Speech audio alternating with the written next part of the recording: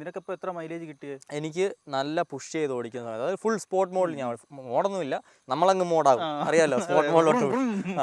അങ്ങനെ ഒരു സ്പോർട്ട് മോഡിൽ ഞാൻ ഓടിച്ച സമയത്തേക്ക്, അതായത് ഓൾമോസ്റ്റ് എല്ലാ ഗിയറിലും ഫുൾ ത്രോട്ടിൽ, ആ രീതിക്ക് aggressive downshift, aggressive upshift, hard braking, ഈ ഒരു രീതിക്ക് ഓടിക്കുമ്പോഴത്തേക്ക് 34 എനിക്ക് ആവറേജ് മീറ്ററിൽ കാണിച്ചത്. ഞാൻ ടാങ്ക് ടു ടാങ്ക് നോക്കിയിട്ടില്ല, മീറ്ററിൽ കാണിച്ചതാണ് പറയുന്നത്. പക്ഷേ മീറ്റർ അത്യാവശ്യം ഓണ്ടഡ് ആയതുകൊണ്ട് നമുക്ക് വിശ്വസിക്കുന്നു.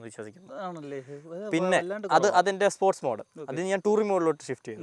ടൂറിംഗ് മോഡിലെന്ന് പറഞ്ഞാൽ ഞാൻ അത്യാവശ്യം 6000 7000 RPM, ഓൾമോസ്റ്റ് 6000 ഷിഫ്റ്റ് ചെയ്യുന്ന ഓരോ ഗിയറും മാക്സിമം ടോർക്ക് യൂസ് ചെയ്ത് ഷിഫ്റ്റ് ചെയ്ത് ഒരു 90 to 100 വരെ നോക്കിയപ്പോഴത്തേക്ക് എനിക്ക് പറഞ്ഞ പോലെ 34 ഉള്ളൂ.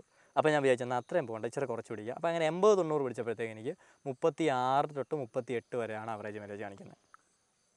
കോൺസ്റ്റൻറ്റ് 80-90 ഓവർടേക്സ് വരുമ്പോൾ നീ ഓപ്പൺ ചെയ്യും, ചിലപ്പോൾ ഒരു ഗിയർ ഡൗൺ ചെയ്ത് ഒന്ന് കൊടുത്തിട്ട് പിന്നെ ടോപ്പ് ഗിയർ വരും. പക്ഷേ നിൻ്റെ ആവറേജ് നീ ഒരുമാതിരി പോകുന്ന സ്പീഡ്സ് എന്ന് പറയുന്നത് 70 to 90 ആ രീതിക്ക് ഓടിക്കുമ്പോൾ 38 മാക്സിമം.